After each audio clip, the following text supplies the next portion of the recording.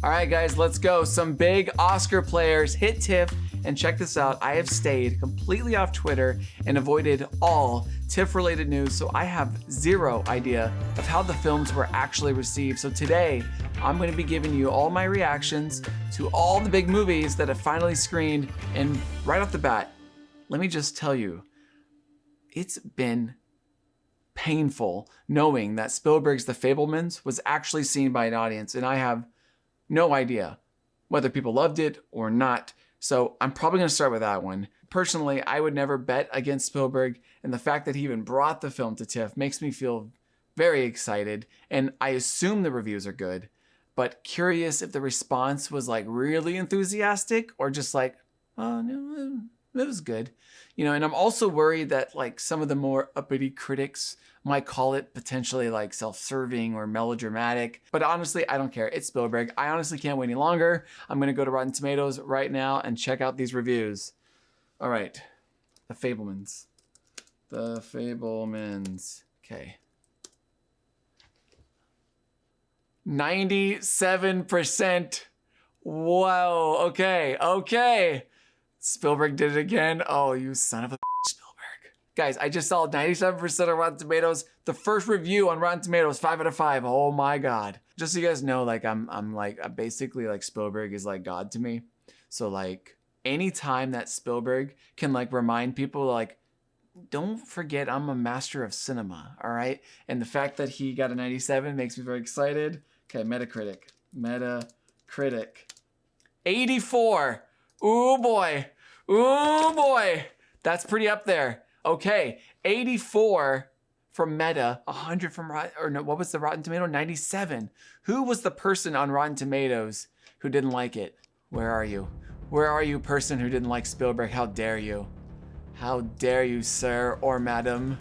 All right, let me read some of these reviews. In The Fabelmans, there's catharsis in seeing Spielberg's attempt at bringing order to his memories and relationships with the family. Guys, this is what I wanted. Okay, so what I was worried about with The Fabelmans was I was worried that it would be all about I love movies, and I'm gonna make a movie about how I loved movies, and I feel like that's not deep enough. And I wanted Spielberg to go deeper in the family stuff, and you know, really make it a personal movie beyond just loving film. And I think from what it seems like, that seems to be the case. The warm, witty Fabelmans is Spielberg at his most revealing, and watching him reflect on his past is downright extraordinary. This was already the most anticipated movie for me, and this just like, kaboom, made it like, I need to see this right now. All right, and let's read one mixed review. Benjamin Lee says, there remains a removed, thorough still, Spielberg giving us a slightly two-stage managed version of himself and his family, some grisly missing from the darkest moments. Well, you, Benjamin Lee. I'm just kidding. After you see The Fabelmans, you'll realize this man will never stop making movies. It's truly his life, and here he's inviting us to see how and why that all happened. Oh my yes. Guys, I checked out the trailer last week, and honestly, the trailer itself just kind of like, I always try to keep my excitement at an even keel because I don't want to be let down. But the trailer itself just made me almost like get choked up. So Oscar prospects, is The Fabelmans getting in for picture? I mean, it got a 97 on Rotten Tomatoes, 84 on Metacritic. I would say that's a yeah, for sure. Yeah, so that's going to be in for picture. I mean, unless something disastrous happens. But gosh, I cannot wait to see this movie. Okay. I don't even want to stop reading reviews from this, but we have to go to the next one. Okay. Oh, let's take a look at the reviews from The Sun though, because I imagine The Sun has really, really positive reviews. The Father was such a surprise a few years ago, and I imagine critics are going to love it. But let's see. Okay, so The Sun. Again, this was Florian Zeller's The Sun. It's his second film after he made The Father with Anthony Hopkins. So I'm checking out The Sun. Rotten Tomatoes. The Sun has a 65. Oh, wow. Wait, what's the Metacritic? That's not that good. That's not that great. That's not that good. That's not that great. All right, The Sun on Metacritic, 61. Wow. That's not great. That's not good. The highest review on Metacritic is an 82 out of 100. All right, so this person said it's classy, but curiously empty. The Son may feel like a spiritual sequel to the Father, but it's not its equal. Ooh, no. Okay. Guys, so I'm seeing reviews, and even the positive reviews, even the tomatoes on the Father feels to be pretty like warm. It's compassionate, acutely observed, but also rather conventional. This is okay, first off, I'm gonna watch it.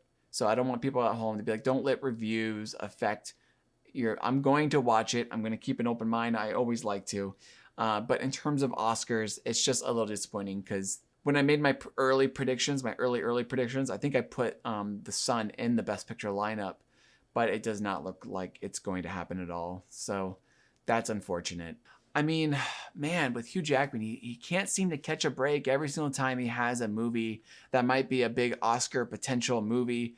It doesn't seem to completely pan out, you know? Like, for example, he did Australia. That was maybe going to be a big Oscar one. And then he did, Les Miserables. Even though he got nominated, the movie didn't do like incredibly well in terms of Best Picture or reviews. The Front Runner, that also didn't pan out. So every time it just seems to get like a warm response.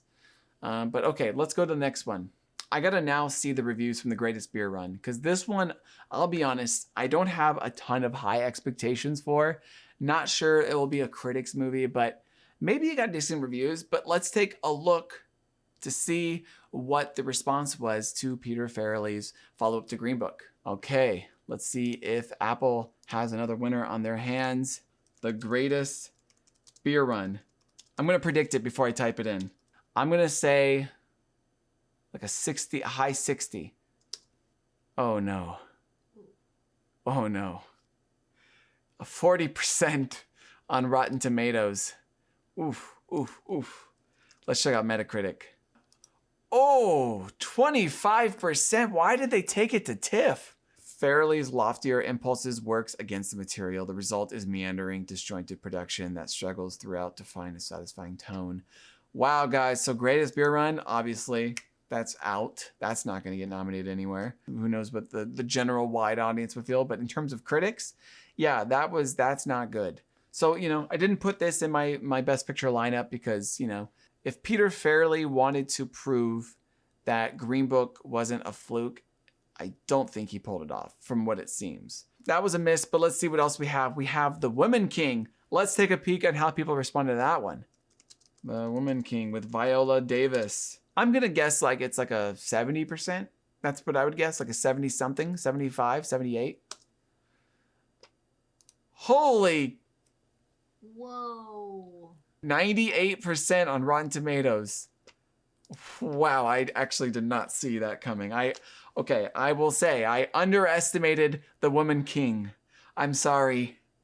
Metacritic, Woman King. Okay, 76% on 78% on Metacritic. Let's see here what we got. Let's look at the reviews individually. Davis, fierce, formidable, bruised, and battle-scarred is a revelation. She proves that you don't have to look to Scarlett Johansson to be the female action hero. On one level, it's a rousing Saturday matinee action adventure. I like that. That sounds good. It carries the weight of everything Davis has done. And every page of Black history, Black women's history, hasn't been told on this scale in this medium. Okay, so The Women King is definitely in the conversation. It's on the table. Could get Best Picture. It looks like Viola Davis could be in the mix. And now that we know that the movie got good reviews, we're talking like crafts galore, right? We're like definitely costumes, and hair and makeup. I think we can see that. Production design, potentially. So yeah, that's looking really great. Oh, it's probably not going to be an Oscar player, but I love the first Knives Out. So let's see what the reviews were for Glass Onion, a Knives Out mystery. Let's take a look at that one. Knives Out sequel. 88%. 88%. Glass Onion on Metacritic, 81%. Yeah, it looks like it's going to be a fun time. It looks like Ryan Johnson hit another one out of the park. First review I'm seeing In Glass Onion, the filmmaker shows an absolute mastery of his genre and his craft. It's pure pop pleasure. Well, that sounds very good. I would like to see that. I love a good whodunit. I feel like there should be like way more whodunits made each year. I feel like Kenneth Branagh tried to do this with the Agatha Christie movies, you know, Murders on the Orient Express, for example, and they didn't have that like fresh factor to like really get people excited. And I felt like it was kind of like good, but not great. But I'm so glad that there's like a whodunit that people are excited to watch, and it looks really fun. But you know another one that I thought could be a dark horse in the Oscar race, and that's The Good Nurse. So let's see how that went. That's the Eddie Redmayne and Jessica Chastain, recently won an Oscar. So let's see what that did. Oh, dang. 92%, guys. I love a good crime movie, too. This is great. Good Nurse, Metacritic. Okay, but a 67 on Metacritic. So it's well liked, but I'm not sure it's well loved because that's showing it's not got a huge amount of passion for it. So it might be a good 3 out of 4 star movie. Solid. Best Picture? Maybe not. But let's take a look at these individual reviews. A 2-hour version of a remarkably thin screenplay, one that often mistakes slow for subtle. Ooh, that's not great. A gripping but refreshingly unmanipulative true crime tragedy. So The Good Nurse might be something to watch, but I don't think from what I'm seeing right now that it's probably going to be a Best Picture contender. It looks relatively soft, a soft recommendation. In terms of Jessica Chastain or Eddie Redmayne getting Best Actor and Best Actress, I don't know. We're going to have to see how the race goes to see if they pick up any awards, but that's also looking like maybe like they're in that first tier of like the top 15, but maybe not top 5. But I'm excited to see it. I mean, I like a good crime movie. And I liked Foxcatcher. All right, but let's take a peek at some of the other films that maybe weren't assumed to be like big Oscar frontrunners, but still played at TIFF. Policeman, that was with Harry Styles. Ooh, The Policeman with Harry Styles got a 40% on Rotten Tomatoes. Man, this is not Harry Styles' year. Let's go to Metacritic. 48 on Metacritic. Yeah, well, that's unfortunate. I don't have much to say, really, but better luck next time, Harry Styles. Let's see how that Tyler Perry movie did, Jazzman Blues, because I know that was kind of interesting that he had a movie at TIFF. So I'm kind of curious. 80% on Rotten Tomatoes. So, hey, you know, looks like a good Tyler Perry movie. Reviews good enough to get a Best Picture nomination. Probably not, but those reviews are pretty good. Oh, you know what also screened at TIFF is Bros. Bros. Whoa, 90%. I love Billy Eichner, so this makes me very, very happy. Wait, what's the Metascore? Is this this isn't like an Oscar movie, right? This is just a really solid comedy. 74% on Metacritic. This is great. Eichner and Stoller could have written a film that plays to both of their strengths as storytellers, as well as making one of the funniest and romantic films of 2022. This is great. A huge blast of fun and a big dose of heart. An unlikely opposites attract love story that easily wins you over. Well, this sounds delightful. I was already excited to see. I'll support anything by Billy Eichner. If this movie got like a 40% Rotten Tomato score, I would go watch it. I probably wouldn't like rush to the theater to go watch it. I almost wish I did a reaction video for the movies that, you know, premiered at Venice.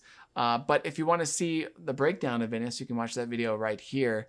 But let's see if there was any like unexpected movies at TIFF that seem to have done really well as well. Okay, there was another movie that people seem to really enjoy called The Menu. It has Ralph Fiennes in it. I'll be honest in saying that this movie wasn't like totally on my radar in terms of like Oscar potential, but people seem to really enjoy it. From the reviews, I'm not seeing like big Oscar player here by any means, but I'm seeing like a movie that's worthy of watching. Actually, there was that movie with Miss Flo in it. By the way, she is no longer called Florence Pugh. Her name will forever be Miss Flo. Let's see the reviews for The Wonder. So I tried to look up reviews for The Wonder, and that movie with Jacob Tremblay popped up. 83% on Rotten Tomatoes. Okay, so good, not great. All right, well, those were my reactions to some of the reviews that have come out of TIFF, and now I'm just really curious on who is going to win the big award at TIFF, and if it's possible and likely that the Fabelmens is going to win, and if it is, do I have the mental capacity to stay calm and not freak out? If it is, because that would be very exciting. Anyways, that's all I got for you today, but I want to hear from you. Let me know what reviews you were most surprised by. Also, if there's any films that you're looking forward to that I perhaps overlooked, subscribe below if you want to see more videos. Thanks so much for stopping by, dorking out with me. Updated Oscar predictions with some stats coming soon. Follow me on Twitter or Letterboxd, links in the bio below. And that's it. Until next time, I will see you all at the Oscars.